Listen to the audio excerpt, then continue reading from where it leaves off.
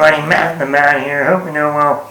So this past last weekend we had the new, finally we got the sequel to the original Ready or Not that came out in 2019. I was late to the party for the original Ready or Not. I did not see it in theaters. But after the movie came out, it got a lot of great word of mouth where I was working at the time. I heard a lot of customers and even co-workers talk about the movie. So this was one of those movies when it came out on Blu-ray. I just went and bought it around the holidays of 2019. That was one of those, I didn't see it, didn't rent it, just because of the word of mouth back in September of that year. I said, why not? And it was once again a pleasant surprise. I really enjoyed it. It was definitely one of the biggest surprises of 2019 for me. It also was a sleeper hit. That movie came out of nowhere, and then, I said, because of the word of mouth, people kept going to see it. And it actually made a pretty good amount of money on a low budget. And, even though the ending of the first movie didn't call for a sequel, I think that movie is a pretty good self-contained film on its own. I was still like, hey, if they ever did make a sequel, that'd be cool. And here we are 7 years later, almost about 6.5, and we finally got a sequel. I know we were like, why did it take so long to get a sequel? I mean, this is a low-budget film. Well, the directors of Radio Silence, right after the original Ready or Not came out, then in that January of 2020, right before the shit hit the fan, if you remember, they got announced to direct the new Scream kind of reboot sequel, Scream 5. So they went on to do Scream 5, then they did Scream 6, which came out a year later in 2023. And then they did Abigail in 2024. And now here they are back doing Ready or Not. They just got announced to do The Mummy 4 with Brendan Fraser. Look forward to that. So, finally with this new Ready or Not, Here I Come. Great title. I mean, that's a perfect title on its own. That's what you say when you play hide and seek. Ready or not, here I come. So that perfection in the title. I was like, I didn't see the first one in the theater. I'm not going to miss my opportunity to see the second one in the theater. And I love the first movie. I think it's a pretty great movie. My main problem with that first movie is once Grace leaves the mansion for a little bit and she's out in the open, I always thought the movie kind of slowed down a little bit for me, even though the movie is under 90 minutes. I thought it had like a 10-minute slow factor to it that kind of doesn't make it all that perfect for me. Well, that's just me. But I love Samara Weaving in the role as Grace. I thought she was great in the first one. And that poster, that image is so iconic with her in the wedding dress and the yellow shoes, and then the gun, and the bullet belt strap on her, and just her gun in her hand. Iconic image. So right now, the same directors are back. This time they've added a whole new group of actors in here. Catherine Newton, who's become a new Scream Queen, just like Samara Weaving. She's become the new Christina Ricci. She's been in Lisa Frankenstein, Abigail, Freaky. They also got Sarah Michelle Gellar in here, Buffy the Vampire Slayer.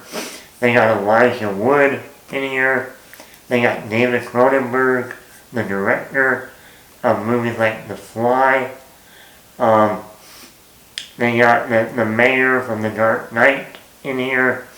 I mean, they have a lot of actors in here. Famous actors that you know well. But let's get into the positives.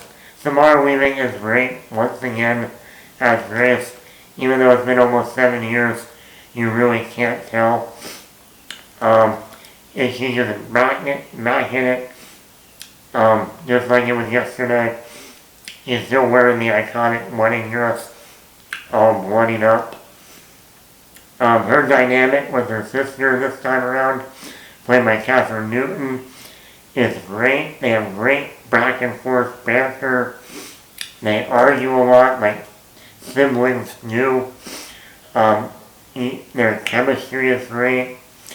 You believe their dynamic. You believe that these two are actually sisters. And I think that's one of the great things about the sequel is, yeah, we could have had another movie with just Grace being chased down once again, playing the game hide and seek, but that would have been old. And then like, we've done this before. And yes, you still have that element, but adding the sister, adding someone that Samara Weaving can foil with, and also having to be that bigger sister, and look after her too, is great. Kathryn Newton is great in here. She fits perfectly.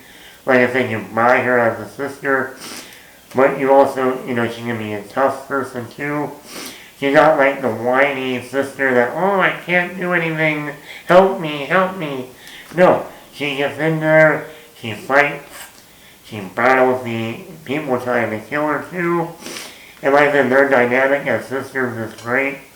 I can see a whole nother movie with them too. Also the supporting cast. I think you got Sarah Michelle Gellar in here, which you really don't see her that much anymore. I mean, a lot of people grew up with Buffy the Vampire Slayer, or I Know What You Did Last Summer, Scream 2, the Scooby-Doo live action movies. I love the scene where she gets like a metal stake and stabs Samara Weaving, very Buffy the Vampire Slayer. We got Elijah Wood in here, which Frodo Baggins, he's great in here. He doesn't have a huge role, but every time he's on screen, just his line delivery is great. Also,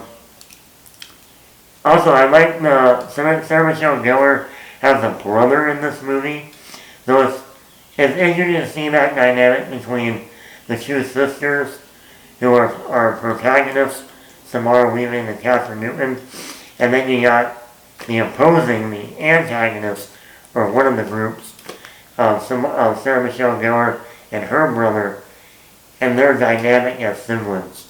It's very interesting in that type of way, and I really enjoyed it. The violence is once again very violent. Also, like how the kills are different. Each member of each family can pick their own weapon, a different weapon, and even some of the kills overall are different. And I like that. There's also humor throughout the movie, dark humor, but it works. You can never get old of how they explode. Not gonna get old to me. The music, there's a lot of needle drops.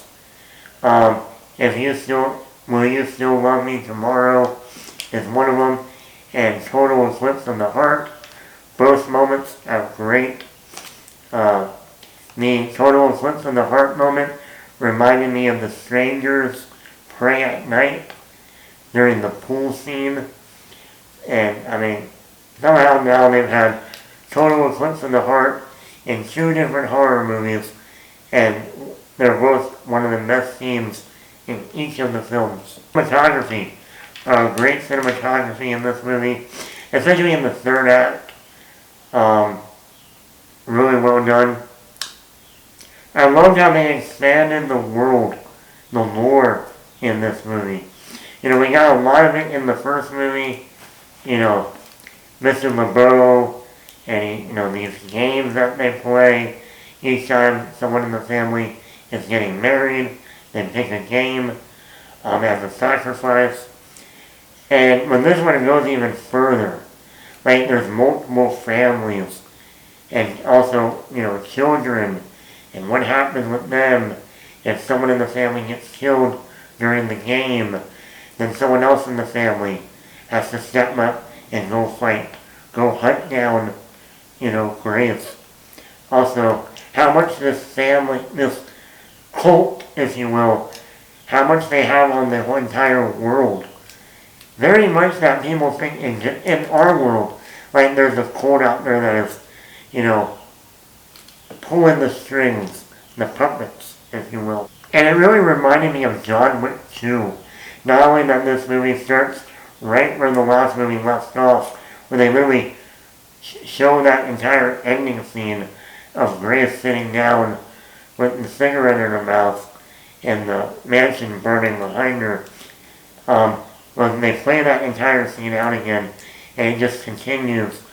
It's basically, you can watch Ready or Not 1 and Ready or Not 2 as one 3-hour movie. But also have how they expanded the lore in John Wick 2 with the coin and the blood oath and all of that. And multiple, factions. I thought they did a great job here too. The wardrobe. If you were to tell me on my bingo card of 2026 that seeing Samara Weaving in a black bride's or black wedding dress would mean the stuff of legend, like gothic, true gothic, like, oh my god, that looks amazing. Nothing. We have a whole third act where Samara Weaving is wearing a black wedding dress. And if you thought her wedding dress in the white wedding dress in the first movie was wow, Samara Weaving in a black wedding dress is by far the most badass, sexy, gothic look you could ever imagine. Ever. And if they do a third movie, and she's wearing that black wedding dress throughout the whole film, take my money right now. I love how the directors now have a signature ending for most of their movies. The ending of the first movie, with Samara Weaving sitting down with the cigarette, iconic. The ending of Scream 6, of the two sisters walking away. The ending of Abigail, where Melissa Barrera, all bloodied up and leaving the mansion and she grabs a lollipop.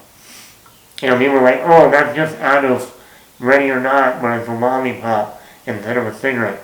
Well, in this movie, we got another iconic. You got the two sisters, minor spoiler, you got the two sisters leaving, and it almost reminded me of Scream 6 with Sam and Tara leaving. But also you got Samara Weaving grabbing a cigarette, and then you got Catherine Newton grabbing a lollipop. And it's like combining Abigail and Ready or Not 1 with the two sisters walking away from Scream 6. And it's like they are literally establishing where you watch a movie and you get to the last scene of the movie, last shot, and you're going to know who the directors were based on that shot. Because of Ready or Not, Scream 6, Abigail, and now Ready or Not 2. So I really like, and I like how the directors, like I said, they did a great job with the kills, the directing, the world building, since they also wrote the script. The pacing. This movie is 18 minutes longer than the first movie. And I thought this one was a better paced film. Like I said in the first movie, when Grace leaves the mansion for a little bit, for like 10 minutes, and I felt like the pacing kind of slowed down for me. Where this one, because of the characters, each character, so many new characters, and they're all have their own personalities and everything. And the movie never stopped moving. I thought it was great. All my negatives. And the first negative is so minor. But like I said, the movie opens with the final scene of the first movie. And I love how that first movie had the song Love Me Tender, Love Me True as it went into the credits. Well, this one, they play the ending scene again, but they play a different song, Will You Love Me Tomorrow? And I thought to myself, I kind of wish they didn't have a different song in there, since they're basically showing you the ending of the first movie again. Because when you do like a double feature, and you're gonna wonder why the original song from the first movie at the end isn't playing again at the beginning of the second movie, since it's the same scene. Like I said, that's very minor. We got more screen time with Kevin Durant is in here. He was also in Abigail.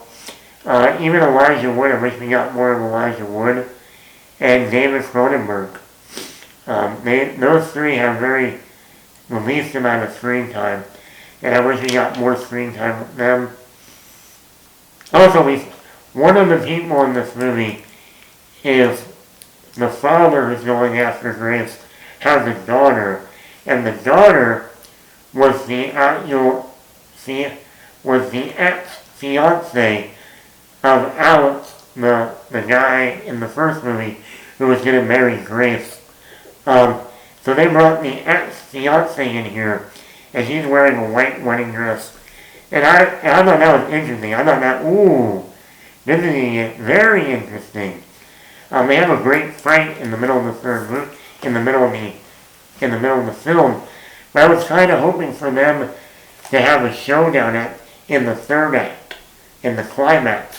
Especially when Samara Weaving is wearing the black dress, and the ex-fiance is wearing which would have been her wedding dress, but she never got to wear it because he broke off the wedding because he met Grace. So I would have loved to see Samara Weaving wearing the black dress with the ex-fiance wearing the white dress. Black and white catfight showdown. I think that would have been iconic. Overall, I really enjoyed this. I had a blast watching this film. The new characters, the dynamic of the sisters, the kills, the needle drops. I think this was a very good sequel. And I really hope they make a third one. I have a lot of thoughts on what they can do with the third one. But yeah, let me know in the comments below. Did you see Ready or Not? Here I Come. I would easily give this a 4.5 out of 5. Do you want to see a third film in this franchise? I hope so. What do you think of the first movie? Do you like the second one? Subscribe to the channel if you haven't already. Matt the Mac.